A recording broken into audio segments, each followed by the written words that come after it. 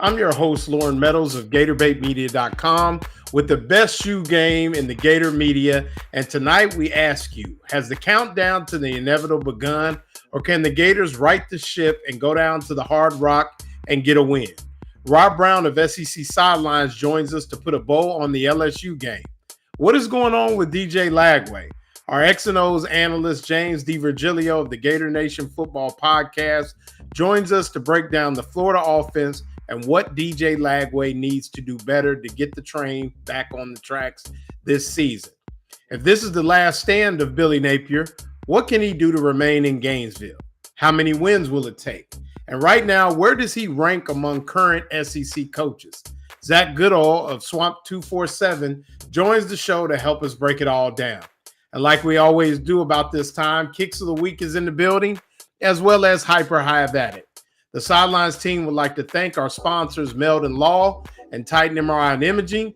Subscribe to the Lowdown with Loren Meadows on YouTube and Facebook, as well as our partner shows, including the Buddy Martin Show, SEC Sidelines on the SidelinesLIVE Network, and follow yours truly on Instagram, Ohio Gator for Life, and X at Real Ohio Gator. Let's get to it. So around 8:48 tonight, we got a little, unfortunately, some news about Coach Jabbar Jalouk, who was suspended, I guess, by Florida or Southeastern Conference and University of Florida jointly announced a 3-game suspension of associate head football coach and running backs coach at Florida, Jabbar Jalouk, basically talking about his conduct, inability or unacceptable behavior to de-escalate the suspension. Commissioner Greg Sankey said this suspension is appropriate, and any future misconduct of Jabbar Jalouk will result in more severe disciplinary action. The quote from Jabbar Jalouk said, "I first would like to apologize to both Florida and LSU universities, their team, staffs, and fans. I also sincerely apologize to the young athlete and his family. On Saturday, I reacted in a manner I'm not proud of. There's no excuse for my behavior, and I take full responsibility for my actions. In this game, emotional situations occur and bad reactions happen. I regret my reaction and commit to using this moment to strengthen my emotional intelligence. I know more is expected of us as coaches, and I commit to living up to that expectation. I believe growth is in ownership and learning from the good and the bad. I intend to use this situation as a teachable moment, not only for myself, but for those I impact. Again, I offer my sincere apologies to both institutions and the staffs and families involved." Scott Strickland says, "Jabbar has consistently been an upstanding member of our staff, and I commend him for accepting responsibility in the situation. We will continue to support him as he works to meet the high standards we set for our program." And Billy Napier, head coach, said, "Coach Jalouk's actions prior to our game against LSU are not up to the standard of our program. Coach Jalouk is a man of character and has taken full responsibility for his actions. I believe Coach Jalouk will learn from this experience and be better for it." Now, I want to make it clear that I'm also somebody who has a strong respect for Coach Jalouk. I've always found him to be an upstanding guy, family man, somebody who goes out of their way to speak to you, engage you. And, people make mistakes. I do not want this to necessarily be, this is not an intention of me or anybody affiliated with this show to pile on the football team. We just report the news, and that's news. But I want to make it clear from me personally, I've always found Coach Jalouk to be a great teacher of young men, and people make mistakes, and that's where we're going to leave it. So he will miss the next 3 games. He will be sorely missed, both as a coach and as a person, as someone of a strong motivator for this football team, and that's where we're going to leave it. So I'm glad that Coach Jalouk has taken responsibility. I'm sure he will rebound from this. Been in the game a long time, and that's where we'll go. So we'll leave it at that. And best of luck to him, and I'm sure it'll be fine. But with that, we're bringing Rob Browne of SEC Sidelines. How you doing, Rob? Great. Just looking at the SEC numbers guy. want to get some people fired up. Strength of schedule of all ranked Big Ten teams. Ohio State 49th, Penn State 134th, Oregon 99, Illinois 101, Indiana 117, Michigan 30. Missouri has the easiest strength of schedule in the SEC at 92nd. They would rank 8th out of 18 in the Big Ten. Yeah, no doubt. Wow. Yeah, I mean, it's definitely, I mean, it's a murderer's row. And I heard a comment the other day. I can't remember who it was, but maybe is it Mike Morgan was on Shane Matthews' show, and he was talking about he doesn't expect anybody from the SEC to go undefeated, if not with one loss. Just the level of talent in this in this conference, the schedules. I mean, I was asking somebody the other day. I said, okay, yeah, Florida has a tough schedule, but would you swap out Kentucky, or let's say you didn't play, you have to play Texas A&M. Mm-hmm. Well, if you swap them out, you got to play South Carolina. You swap somebody else out, you got to play Arkansas. You got to play. I mean, it's just you take one out, you put the other one in. I mean, it's just. I mean, would you play Vanderbilt now? I mean, it's come to that point with the transfer portal and so much parity. I mean, it's just unbelievable. And I mean, you look at Saturday night, the Florida Gators didn't play a great game of football. I didn't think they had a really good game plan offensively. And we'll have James DiVirgilio on here in a minute to talk about it. But I want to discuss something from a coaching standpoint. And, we're going to start doing this a little bit more, Rob. 5 interceptions, Rob. And I'm a person that DJ Lagway, to me, has earned the right to stay in again. A lot of people were saying, well, why didn't they take him out? Spurrier would have took him out, all those things. Well, times are different. You don't have a guy you can just go to and pull the hook. And our friend of the show, Shane Matthews, now, like he said, all interceptions are not the same. And there were some really bad throws and really bad. But I don't think DJ Lagway learns from this unless he stews in it. Just my opinion. And when you got a guy that is definitely your guy, there has been no doubt that DJ Lagway is a starting quarterback of this football team since Graham Mertz went down. It wasn't a competition in the spring. It wasn't a competition in the fall. You let him stew in it. And he's got to live with that and hopefully learn from it and become a better football player.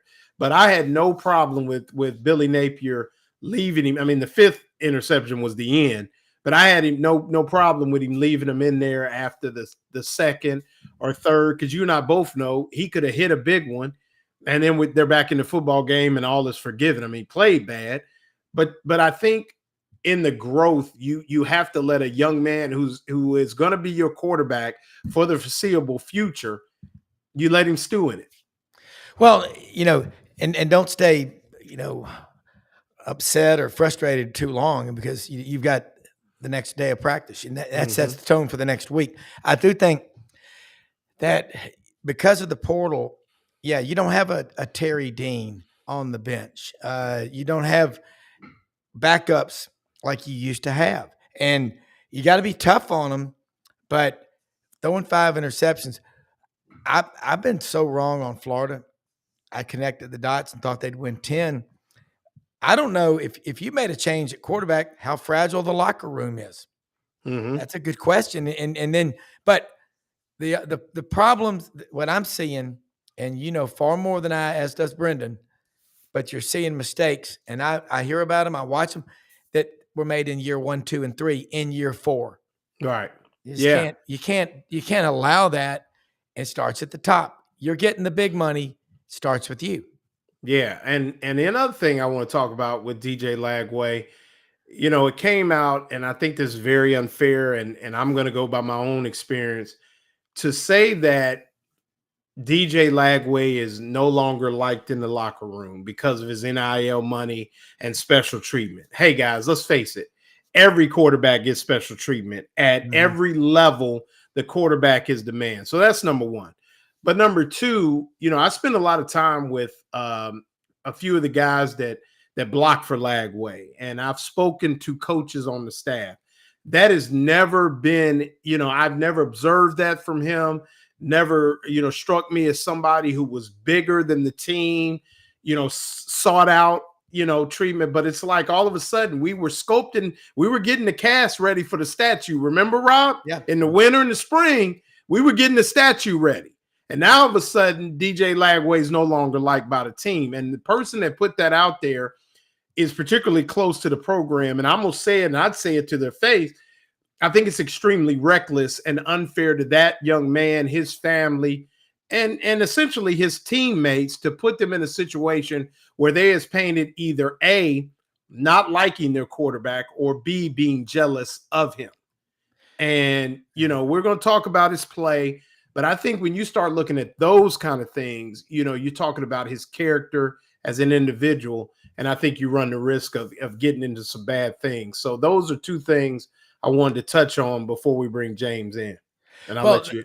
Well, number one, you've got to be tough on the kids. I do not buy this narrative. You can't coach them today like you did 10, 20 years ago. Yeah, you can. The kids want it. They are tired of being told they're not tough. That's an insult to them. So you got to be tough on them, and you got to hold people accountable.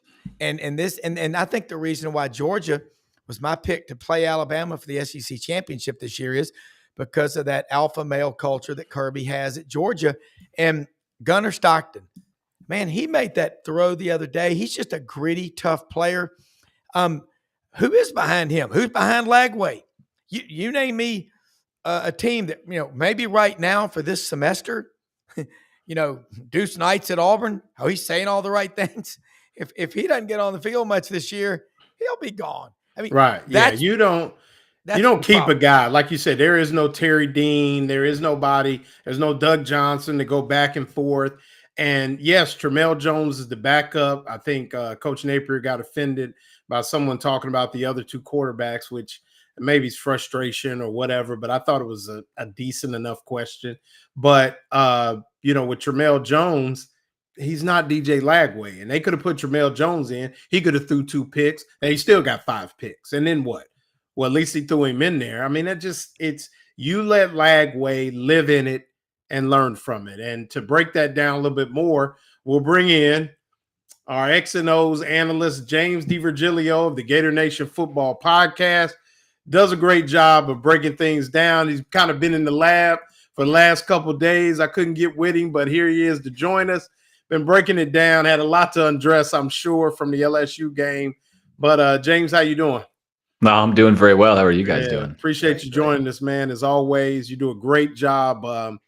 We talked about things after the USF game. You looked at DJ Lagway, the footwork, some of the reads and things like that. And when I spoke with some people, and obviously I don't break it down like you do, but just when you're looking at it, to me, it was a bad combination of bad play and bad plays, if you understand what I mean. And I mean by play design, just some things that didn't make sense. So, in your view, what did you see and what were you able to bring out on your podcast this week?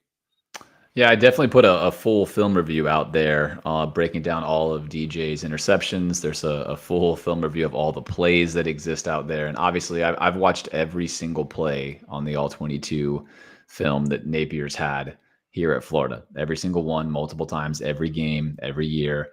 And of course, it's been my conclusion for quite some time that the passing offense that we run here at Florida is not a good one. It is not quarterback friendly. There are not a lot of easy throws. That doesn't mean the quarterback doesn't have responsibility to try to do the best they can in the system. But whether it was AR or Mertz or now DJ, there have not been a lot of easy throws. It's just not an offense that does, I think, what good offenses do, which is try to 2-on-1 players and essentially really try to take the job of the defense, right? If you're in a cover 2, and I know what your job is. I want to beat your cover 2 so that your own coach goes back and says, hey, all of you did the exact right job you were supposed to do in cover 2.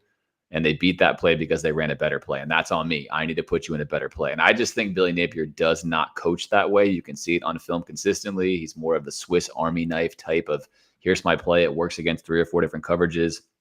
Find the one route that's often suboptimal. With all that being said, though, DJ Lagway has undergone a stunning regression. In the 12 years I've covered Florida, I have never seen a quarterback regress like DJ Lagway has from year 1 to year 2. It is absolutely stunning. What he put on film versus LSU was stuff that your freshman or sophomore in high school, if you're coaching him, you would be disappointed in. From footwork to premeditating where the ball is going, to throwing into obvious pre-snap coverages that stay the same into post-snap stuff. I mean, a stunning regression is the only way to describe this. And we said last week, we're saying again this week, I don't think he finds his way out of this anytime soon. It's too far right now for him to just snap back into it. But again, a good offensive coordinator ultimately would find ways to get him into the game, run the ball more, find safe throws, find easier reads, put him into looks that work versus certain coverages, run things he ran in high school. And I'll end my monologue with this. 80% of the plays DJ Lagway ran in high school came out of the empty formation, 80%. His high school team didn't even use a tight end. They didn't have a tight end. So Billy's offense couldn't be more different than what Lagway's comfortable with. I think now would be the time to go to something that he's very comfortable with as much as he possibly could. There's no way we're going to do that. Billy's offense is the same with AR and Mertz and Lagway. He's not changing it. And I think for DJ, it's going to be an uphill battle. Now, when you talk about the regression, what if you could pinpoint maybe 1 to 2? I mean, it's a lot, but let's go 1 to 2. 1 to 2 things where the people that are, and like I said, they were building the bronze statue. I mean, you live here too. We were seeing, I mean, they were casting it to kind of make some more room in the Heisman Plaza for DJ Lagway. And all of a sudden you see the memes and things like that. But from a football standpoint, what are the 2 things that stick out to you about this regression? What is the 2? Yeah, the 2 main ones are just footwork and pocket presence. That seems like it's a small thing, but it's not, right? Quarterbacks need to keep their eyes down the field. They need to be able to stay on platform. They need to be able to drive through their throw. Otherwise, they're going to throw inaccurately. So all of his footwork, all of the basic fundamental skills, which you'll typically watch a quarterback play on film and say, these are repeatable things. Because he keeps doing this, he's going to be good. He moves in the pocket well. His eyes are downfield well. He keeps his feet underneath him. He repivots and resets, right? Those are basic skills you have to have. The second, the bigger and more important thing, of course, though, is his inability to read the football field right now. The game is moving very fast for him. He seemingly is throwing hopeful throws rather than confident throws. And as any quarterback will tell you, when you come out of the huddle and you read the defense and you get your pre-snap diagnosis, you want to already know where the ball is going to go, right? Tom Brady's talked a lot about this. On the majority of his throws, he knew exactly where the ball was going before he even threw it. It's much harder when you get it wrong for any quarterback. But DJ, pre-snap, doesn't know what he's going to do. So he's premeditating. I'm going to throw this slant. I'm going to get it to this guy. And that is a total regression. That's a level 0 quarterbacking mindset. And so those 2 things, footwork and inability to read the field, when he displayed at times really high level skills in both of those areas last year, he's rarely, if ever, doing it this year. Again, that's why it's so stunning. Typically, you don't go this far backwards, but he is this far backwards. And Rob, you hear what James is talking about. And, I think that's one of the things when we were talking about where this football team could be. I was never, I go over this and give a shout out to David Aronoff because he's the reason for the lowdown with Loren Meadows. So I need to give him a shout out, even though we go at it. He was big on his, he was, really, Billy's offense, not where it needs to be. And my thing was, when there's really good stuff, you're like, man, that's good. I like that. We talked about it. Some of the zone games, some of the screen stuff is decent when it works, but it's just always like a missing link, Rob. And I think now it's filtered down to maybe not. I didn't ever think that maybe DJ was what people would call a generational talent, Rob, but somebody who easily could have been or should be a decent college quarterback. I think the biggest problem is, and James pointed it out in linear fashion, Anthony Richardson, AR-15, Mertz, and Lagway. Who's the men their head coach? Well, all 3 of them, Billy Napier. And I think, and I live in Memphis, the barbecue capital of the world, so we say, you cannot microwave ribs and brisket. And you can't take a quarterback that's a freshman and expect him to do things that a veteran guy with 25 or 30 starts under his belt is going to do. Okay, preseason, and I'm the first to admit when I'm wrong. If I make a wrong stock pick, I always tell people that's on me. But what I'm seeing is Garrett Nussmeier, DJ Lagway, and Arch Manning. They're 13, 14, and 15. Kevin Skarbinski on this channel yesterday pointed all that out. And here's Diego Pavia. The measurables, he's not some guy that's going to go to the combine and wow people, but he finds ways to make everybody around him better. He's an elevator. If you cannot elevate the talent around you and make everybody play better, you're not going to make it in the NFL. And so here we are. DJ Lagway has now 10 starts to his name in college. Arch Manning has a couple of, rental wins. He started at Texas last year. Those are horrible. But he's got 3 this year. He's regressing. I think this culture, because of the NIL money that these kids are getting, we are thinking these kids they think they're born on third base and they think they hit the triple. We need to slow down because it's going to get a lot worse before it gets better. And it's not just Florida, it's quarterbacks all over the country. And NIL is a big part of it. And then the coaches are scared to be tough on them because they can hit the portal button and go home or quit and do whatever and go get more money. Yeah, I think it's like a bad stew in a lot of ways. You could point to about 2 or 3 ingredients that just aren't working. And James, one play in particular, one whole stanza. It's 10-10. I'm going to say a minute 30 left on the clock. LSU has 1 timeout, and you're tied in Death Valley at night, and you get the ball at half. Okay? I say you run the football. Kelly burns the timeout. Kneel on to 2 more. We go in the locker room 10-10. But instead, they kind of do this half-hearted 2-minute drill. And then, I don't know if you remember, you probably do, the route that DJ threw the pick on was a bad design. The ball was extremely late. And even if he completes that ball or, throws it in the window that he had, because the safety had no deep threat whatsoever, nothing to keep him deep, he was going to earhole that kid anyway and probably break the ball up. And, they might have had a stretcher. But it's plays like that come out, and it's just like, that's just a bad play design at that time. And situational awareness sometimes comes into that, where there were 2 backs there, you dump it to them, or you take off, slide, punt the football. It was 3rd and 9. You're only going to get so much. And I don't know if you remember that play, but just stuff like that stands out, and you're like, that's not good. It's just not great. No, as simply as I can say it, Billy Napier is not a good offensive coordinator. He's not a good play designer. He's not a good play caller. And he gets outmatched in the chess game of football on a week-to-week basis, and he has for all 4 years. Virtually every game, he's out-coached, he's out-game planned, he's out-tacticked every single game. He does things that you shouldn't do in scenarios where you're doing well. Jaden Ball finishes with 10 carries and a 4.6 yard per carry average. He gets the ball, 7 catches or whatever the case may be, but it's like Billy wants to run the ball. I'm a much more of a wide open offensive guy. I don't like Billy's offense. I never have. It's not my style. I don't think it fits the state of Florida and Florida. But if you're going to do it, well, you're having success with Jaden Ball. Instead, Florida employs a committee. Jaden Ball often plays the first series, disappears until halftime.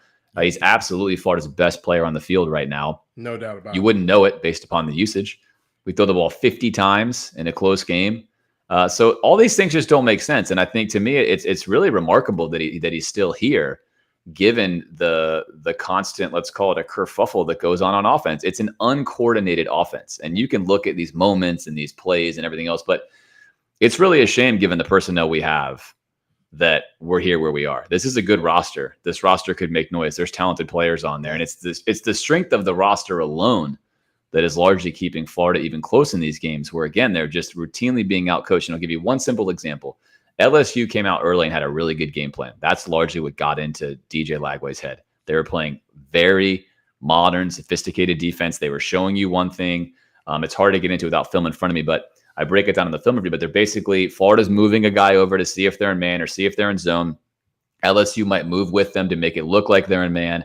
And as soon as the ball is snapped, they're switching. That's NFL level stuff. It's very complicated stuff. It clearly blew DJ's mind. But then, wisely, as the game went on, LSU figured out that DJ couldn't beat a cover 2. And by the end of the second half, they just were lining up in cover 2. It was like, here it is. And that's smart. That's good football. That's what you do. That's how you level yourself down to where you need to be. And you'll never see that with Billy's offense. We didn't see it with AR, didn't see it with Mertz, aren't seeing it with DJ. And that's the major critique I continue to have with Billy Napier. And he employs himself here. His results have never been great. He's never been an elite offensive coordinator. He got fired from Clemson. He had 1 year at Arizona State. He was not successful at Louisiana offensively. They're very mediocre. And it's amazing to me that he's hanging on to that as much as he's hanging on to that, because there are some things he does well, but I just don't think there's any defense for him being a successful offensive coordinator at this level. It's like a guy who came up from AA in baseball, went to the bigs, couldn't hit the curveball, and he just insists that he's a curveball hitter. And you're like, hey, man, you can't hit it. Let's send you back down. Go learn. No, I'm going to stay up here, and I'm going to keep swinging at every curveball, and I'm not going to let anybody pinch hit for me. And that's kind of the state of the Florida offense, I feel like. So you got DJ Lagway. I'm going to give you the headset. I'm going to give you the whiteboard. Would you, employ the empty sets that were successful in high school? Would you go to, 4 wides to maybe spread things out, allow some of those receivers, get the tight ends off the field a little bit? I mean, what is the answer? Is this offense the what's the word? I mean, it's like the kryptonite for Lagway, or is he is he fixable maybe by, and I'm not going to say, let me rephrase, but let's just put, I'm not going to start throwing names out there because Billy Napier is still the coach, from an elite or a serviceable, let's say, offensive coordinator. Is he fixable?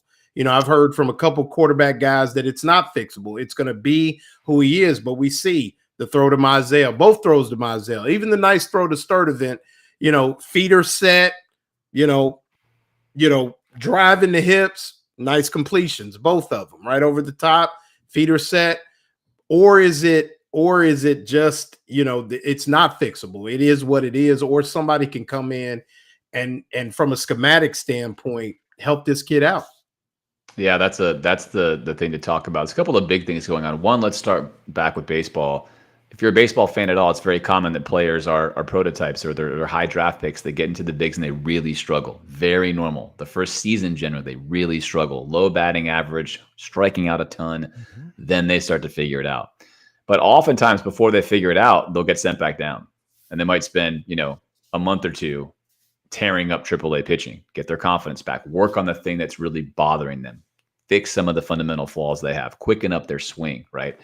So right now we can't do this, but this would be the time when you would send DJ back down, let him play against lesser competition, work on the fundamentals, let him have some wins, right? That can't be done. So in absence of that, I think for anyone who's played any high level sport, you need to get yourself, and therefore in this case, your athlete, to something that makes them very comfortable. What have they done the most reps in, right? Success is often about reps. In Billy's offense, he's had very few reps. He played last year, didn't play at all in the spring, barely played in the fall. And now he's got these games against very good competition. And so you got to give him something he's seen 10,000 times instead of something he's barely seen at all, and roll with it. Now, that's not the Napier philosophy, but that's more like, a Coach Signetti in Indiana. He'll rebuild the whole offense for what his quarterback does, because he thinks, that's something he believes in. So I think that's what you'd have to do. I'd go to DJ and say, what are your 10 favorite plays? Where do you feel the most comfortable pre-snap? Where do you feel the most comfortable reading the field? Do you want wide splits? Do you want 5 guys out there? And I'm going to do all that stuff, and I'm going to mix that with my running game. I'm going to run the ball a ton. I'm going to protect them. I'm going to go under center and run the ball some. Better play fakes, better jet sweep fakes. I'm going to keep things simple. But that's not what Billy's going to do. And so ultimately, is he broken? I think right now he's going to need to rebuild his fundamentals. He's going to need to play against, quote, lesser competition. He's going to need an offseason, I think, to fix all this stuff. I definitely don't think he's like broken forever. I mean, quarterback is a really hard position, but he's in a bad place with a brutal schedule, with a coach that, in my opinion, I'm not the only one to say this, runs an offense that is just not quarterback friendly. It is not an easy offense. People are not wide open. The throws are difficult. We play compressed and bunched up, which there could be advantages to that, but it's much harder to read the field that way. Much, much harder to read the field that way. And I think all those things are cascading down on DJ now. And on top of it, you mentioned this, Rob, with NIL money, how does he feel at night? He's getting paid a lot of money. Does it feel like a fraud? He's letting everyone down. He's losing all of his confidence. It's hard to go out there every single week and do this stuff. Is coach going to get fired? So I think it's going to be a really tough segment. But I think, man, you got to go back right to the things he does best. You got to say, forget it. Let's scrap all this stuff. You're my guy. Let's just make you comfortable. But Billy did not do that with AR, didn't do it with Mertz, and he's not going to do it with Lagway. And that's so frustrating, I feel. And probably his undoing. Would you agree? I mean, you would think so. I mean, we said it a while ago. I think everyone agrees now, but at the time, people were hopeful. But the fact that he's clutched on to this play calling so hard and he's never going to let it go is mind-boggling to me. If I hired, Rob, let's say that we went and hired someone in your office that's never coached football. Yeah. But they were a smart person. The first thing they'd probably do is say, I'm going to get some really good football people here to coach the offense. I'm going to go find the best offensive guy. In fact, I'm going to find the guy who's best at coaching a guy like Lagway. That's what you would do. But Billy looks at it and thinks like, I'm the best guy. And the data says otherwise. And this is not a personal thing at all on Billy. It's like the data's there. Just look at the data and you'd say, let me get somebody better than myself. And I think for Florida fans, that's been the hardest thing to accept is like, why would you not just do that? But he's just not going to do it. Okay, yeah, no doubt. And with that, we're going to bring in, when we talk about Billy, somebody who spent some time with Billy Napier, Zach Goodall of Swamp 247. I'm not sure you guys know each other, James, but say hello to Zach. How you doing, Zach? Hey, I'm doing well. So sorry I was a minute late, but the SEC in Florida decided to drop a 3-game suspension on us at 9 p.m. at night. That's great. Yeah, we touched on that at the Open. Jabbar Jalouk suspended 3 games for his involvement in the altercation before the game. I'm a big Jalouk guy, so I'm gonna leave it there. He's always been solid with me, but I'm sure you had to get it in, so we understand, Zach. But we're talking with James and Rob, and this is something that you could, you've been at the press conferences and you were there when Billy basically slammed his foot on the ground, I guess last week, and they asked him about the play calling, and now James breaks it down so well, talking about, what the offense has done to DJ. And, he was a little snotty yesterday too, a little bit. I heard the exchange with Graham and then with you as well. You kind of, asked a question that I thought kind of spoke to some schematics. And I think sometimes he's surprised that some of us, and me, I almost do it purposely when I'm at the press conferences, is to make sure that my question cannot be answered by character, attention to detail, being very, what's the word I'm looking for? Very intentional in our process. You can't tell me that. You got to tell me, Coach okay, yeah, this is what it is. And you asked a great question and kind of break down that question and how it kind of touches on what James has been talking about the last few minutes as well. Sure. I mean, first I'll say, not having met you yet before, James, but I admire your work. You do fantastic stuff breaking down the film, and I try and do work similar to you and having Florida fans, giving them a resource that a lot of other people can't do. One of the things that, I asked him about the overthrows, and it wasn't just that sailed interception for one, the fourth, because I know that it's tough for people to keep up with how many there were, but even like the first drive against USF, that sailed leak to Tony Livingston, the crosser week 1 to Browne. Those just, to me, like, we know how talented DJ is pushing the ball downfield from last year, from his high school career. They seem uncharacteristic. And Billy, I think, was a little bit pushy because of the ordeal that had gone down with my coworker just before that. So at first he kind of pressed back on me trying to understand what my question was. But once I laid it out to him, I actually would like to give him a little bit of credit. I thought it was some of the most in-depth he's gotten talking about X's and O's in a press conference that I've been at. Maybe it's because he knows that I'm paying attention. And I gave him the credit of DJ has made these throws before. But he got into what he saw from the interceptions. He mentioned that of the 5, there were only 2 that really stuck out to him in a bad way. I kind of disagree. I could see really 3 of them, I think in particular, were just, you don't want to see that. You don't want to see him underthrow a pass where it looks like it turns into triple coverage. I know that's what fans have kind of been clamoring. I don't necessarily think he was intentionally throwing into double cover or triple coverage, but I mean, the first one, the Sturdivant corner route, to me, that was just poor mechanical play from Lagway. And it speaks to the offseason that he's dealt with, the potential that maybe he is still dealing with something with the shoulder because he completely underthrew it. His footwork was clunky. To me, it just was not characteristic, again, of Lagway. And I think that you can point to that in a lot of these, as well as play design issues. The 1-2, and James, I think you even broke this one down too. The fourth one, the overthrow to Wilson in the end zone, I don't like that play design either. You know, if you're going to send Eugene on that route where, you know, he beats the dime defender at about the 17-yard point, you want to give him some support. He shouldn't be effectively thrown into triple coverage because he's got nothing helping him down the field. So and that was one of the ones that Napier suggested. He was upset with Lagway over. I think that both deserve the blame at the end of the day. So kind of long story short, like I appreciated Billy being so willing to go into the X's and O's and what he expects of Lagway in those situations. But to me, I know we've talked a lot about play calling and design before, Loren and Rob, but just like I think that was an example of both. And I think you could point to that obviously beyond these interceptions so far. Yeah, and Rob, I mean, what did we miss? I mean, we both were, I was 9, you were 10. What did we miss? Or can we get to 9? I mean, are we just fooling ourselves? And is it really going to be? Because I'm going to tell you, doing this show at 4 and 8, whew. I mean, it just yeah. I can only have James on. So, I mean, I'm going to have to stop having James on because really it's nothing to, I mean, really what we going to do? I mean, it's like I had to wait till we get a new coach, then break down that offense. But, Rob, I mean, what did we miss? What did we miss, Rob? It's the worst nightmare I've ever seen in my career as a financial advisor is giving money to 18-year-olds.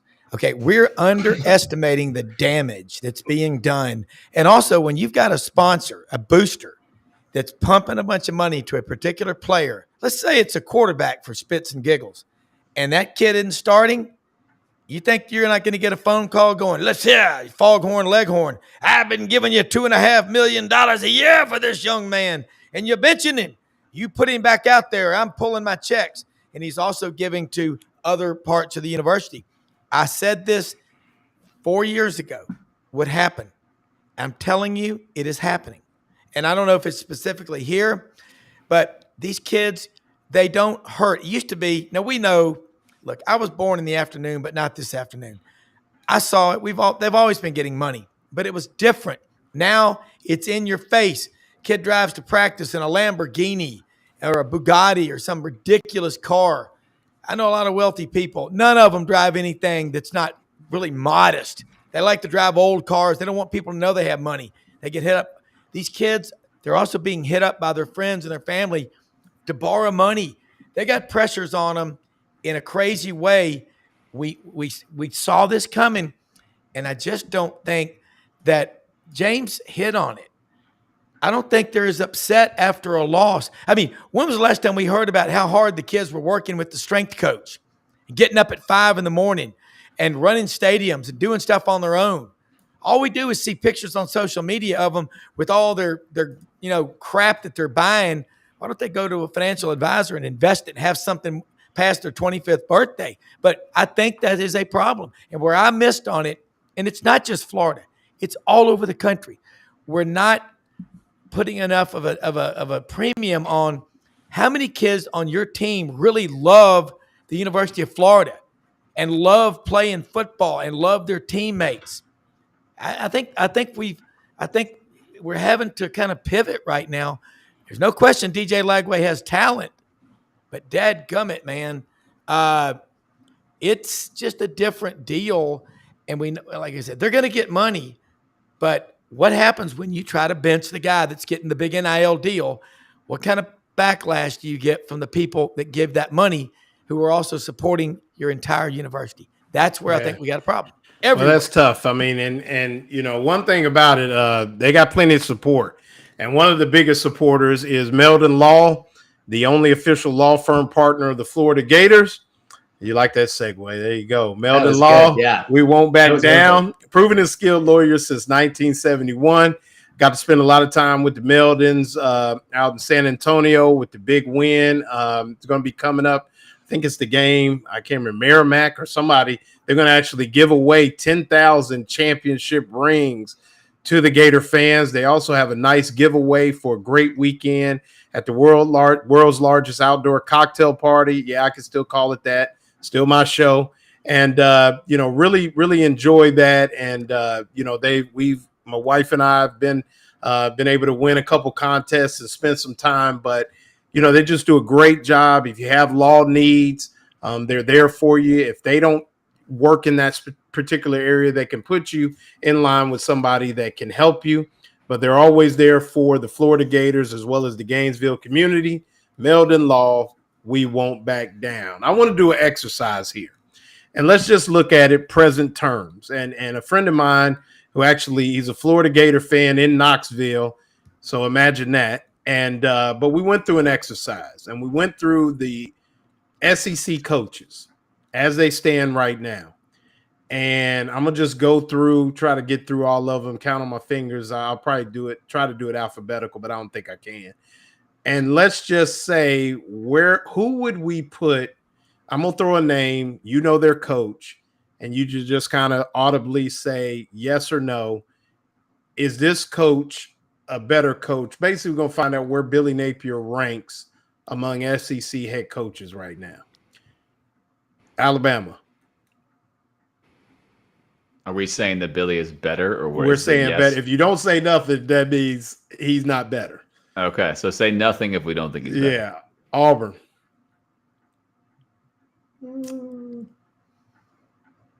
Maybe. Okay. Oklahoma.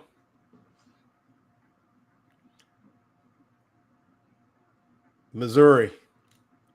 Mm-hmm. You think Billy's better than Eli? Oh, no, I'm sorry. No, okay. I flipped it. Yeah, I flipped it. Right. My fault. Let's see. Kentucky. Theirs are similar. I mean, Billy probably could do what Stoops does at Kentucky, maybe. Okay. But Stoops has done more. You Stoops talking about guys but that's 10 wins, a couple times, and yeah, that was before the schedule is now. Right. Yeah, that's true. Done more with less. Okay, yep. True. South Carolina. That's similar too to me. Okay. Got 9 wins though, first year. I mean, I know it's He did. Schedule though. Billy might have had 9 wins if he had some of the, if he had Missouri's schedule for one of those years, he might have had 9 wins. Yeah. Okay. So right now we got him 13th out of 16th, maybe. Right now. Yeah. 13 out of 16. Vanderbilt? Yeah. No way. No Clark way. He's got to be a star right now. Okay. Mississippi State. I would take Levy better. Over Napier. Okay. Yeah, I would take Lane Kiffin. Ole Miss. Nope. Tennessee. Nope. Who else we got left? Texas. A&M. You haven't said Georgia yet. Well, that's Georgia. There we go. Yeah, that's a given. Total given. So we got him roughly 13th out of 16. So, obviously the clock's ticking, things like that. But I mean, is that a byproduct of where Florida is? Or, I mean, can somebody come in and fix this thing? Get it back on that person is there. I mean, this is kind of our hyper have at it. Is that person out there that can get Florida out of this cyclical failure in the head coaching department? Like I talked to somebody today that's really close to like the NIL and things like that. And I said, well, I think Dan Mullen could have been pretty good in this area, with the transfer portal. You're not necessarily recruiting, but you're recruiting, but there's money involved. It's kind of like courting free agents. And they said, absolutely not. He wouldn't even have done that. So, it's been a cycle because I'm still stunned. I don't know about you, James, because I didn't know, but I was stunned that Mullen didn't work out from a system standpoint, schematics. I thought he had done more with less at Mississippi State. I'm still shocked that he's not the head coach. But what is it now that Florida is reduced to the 13th best head coach in the SEC? Anybody, feel free. He underperforms and underwhelms the talent that he has. And James talked about it. Sure. So did Zach. This roster is probably, talent-wise, 9th, 10th on the blue chip index, 4 and 5 stars in a 4-year cycle. Hell, Auburn's 11th, and they are in the worst 5-year cycle since after World War II. Maybe they'll be good this year, but I mean, Florida, you gotta. I just think the team's taking on Billy Napier's personality. I know he's a hard worker. and I see a lot of good things about him. But every coach works hard. But I just think that, it's a sign of, Kirby Smart talks about the biggest thing that'll destroy your culture, your locker room, is a sense of entitlement. And NIL, we better be very careful.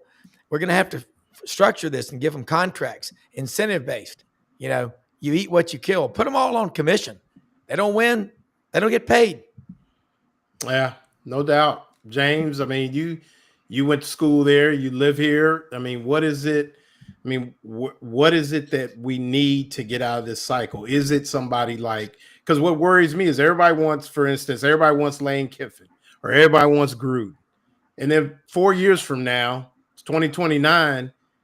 And now what? I mean, I said to somebody, you better be careful or you'll be Virginia Tech or you'll be Auburn. Yeah. Florida better be careful or you'll just be always searching for that next statue, that next great guy. I mean, what is it, James? Yeah, my philosophy is a little bit different. I've created something called the 3-year test, which talks about coaches generally prove their worth within 3 years or less. And really, you probably ought to have the mindset you should be cycling every 3 years. And the few elite schools, Florida's one of them, Texas, Ohio State, Alabama, etc. They are always one coach away, period. Florida's one coach away. It's the right coach away.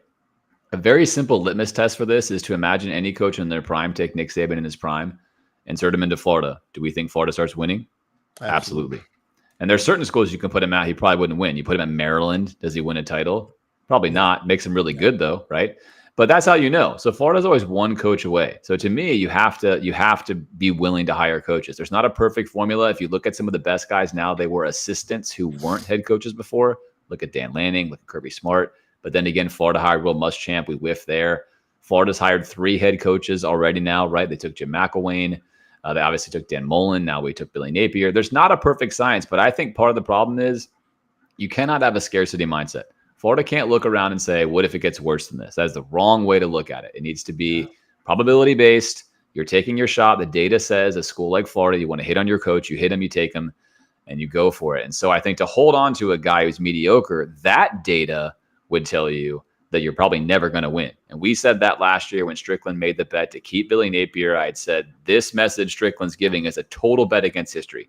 Nobody that had performed like Napier has ever won anything of significance at a school in a Power 4 conference. And they've never done it. And so here we are with Billy. So I think you have to throw that out and say, there is no such thing as the revolving door of coaches. And I'll give you one simple example, Alabama. Alabama fans think that they're so great and glorious and their school's so awesome. Well, I was in school and then also alive when they were sucking for a long time. Yes, they were cycling coaches. They had a coach who wasn't even there for more than a few minutes, right?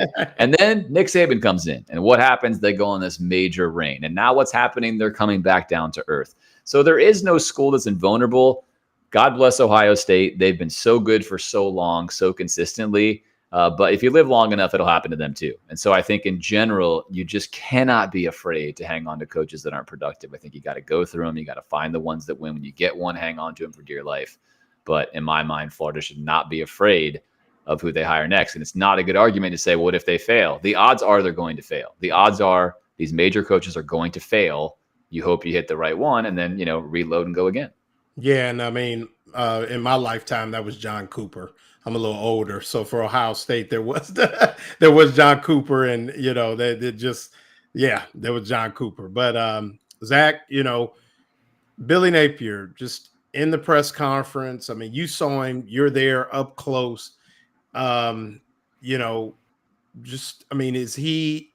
it just like, okay, I'm gonna stand tall, or do you really think that he feels like this thing can get fixed and they are a few plays away? He said 10 plays. I know he likes to do that, or, and that'll kind of get us to another hyper have at it. Can they go down and get after it down in Miami Gardens or wherever the place is and cover or make this thing interesting and get a win?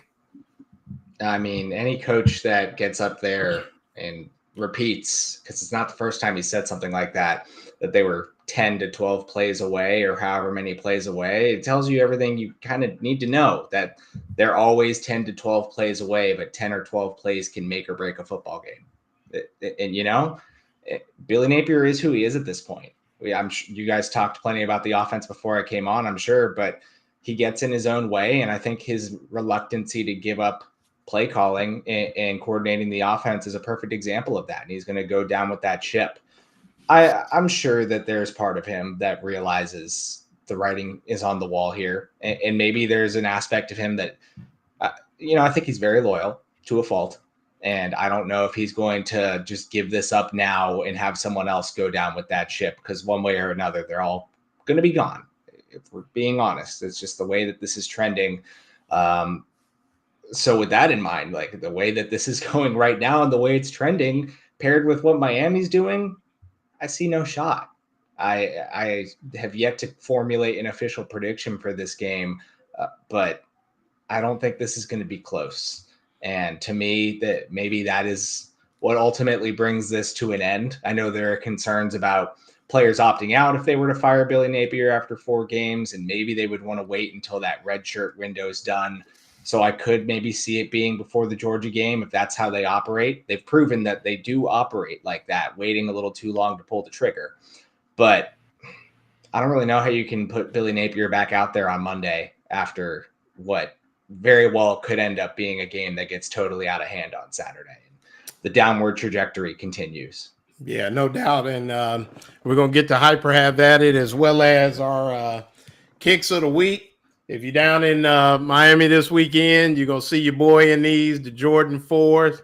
Still trying to get that sponsorship with GOAT, StockX, holla at us. But we'll be there with the Jordan 3s on, ready to roll. This is you like these, Rob? These special for you. How many pairs of shoes do you have? I've got my Danner trail shoes. I'll count one day and let you know. My wife says 250 plus. I don't think it's that many, but Imelda Marcos had over 3,000. So you're not even close. I'm not even close. No. Okay. But let's go quickly. Hyper Have At It. If it's hype, no way. If it's have at it, then maybe it might happen. Hyper Have At It. We'll go around. Rob, real quick. Hyper Have At It. Lagway could outplay Beck this weekend. No. Hype. All right. Zach? Hype. Big time. James? Yeah, based upon the offense that he gets to run. Hype. Hype. All right. Anyway, the Gators cover 7.5. Rob? If the bubonic plague strikes the Miami football complex, yes. All right. I mean, I don't know. I mean, I hope they do. Yeah. Zach? Nah, it's hype. That defense is we thought that LSU was able to keep Florida's offense in check, and they got in their own way for sure. I think that this could be rough. James? I'll say have at it just because Carson Beck is still Carson Beck, and yes, the offense is way better. I think they're going to make it friendly for him, but hey, we saw what he did last year when he was on Georgia's roster. So if he does that again, the game will probably be close. Okay. Anyway, the Gators can go 6-2 the rest of the way and keep it 8-4 and maybe keep Billy's job. I don't think James? you even need to go around. That's crazy. That's crazy. Have at it. That is insane. And this is for James. Florida can return to prominence in the next 3 years. So I would say James. Absolutely. Have at it. And also, just really quick, here's the thing. We didn't get to talk about this. We're going to talk a lot about this moving on to the second half of the year. But I would argue now with the salary cap, if it works even at all, rebuilds are going to be instant. Because you can't do what Ohio State and Texas have done and stockpile all these players. You can't afford them anymore. You cannot have a $35 million roster, which means that you're going to be more in the NFL model. Take your 3 or 4 guys you want to invest in. Those are your guys.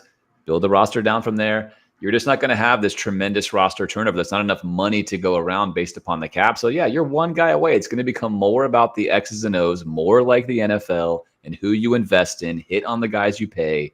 I think the turnarounds can be very quick, especially at a school like Florida where there's still a lot of talent in state and a lot of guys that will be interested in you. And for the love of God, please get a coach that runs an offense that suits the state and the fan base. That's all that I ask. Yeah, no doubt. My sleeper, I got my sleeper, but we'll wait on that one. Zach, same thing, think?